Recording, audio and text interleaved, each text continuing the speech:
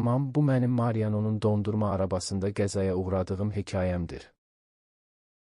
Bir gün küçədə gəzərkən İzabel və Denisa adlı dostlarımla əl edirdim.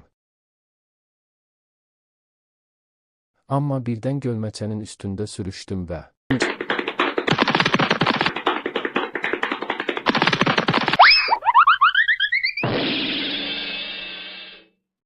qəza nəticəsində Mariano'nun dondurma arabasına çırpıldım. Və buna görə də yöndəmsizəm, amma ops, bağışlayın və ya lo siento Mariano, hehe.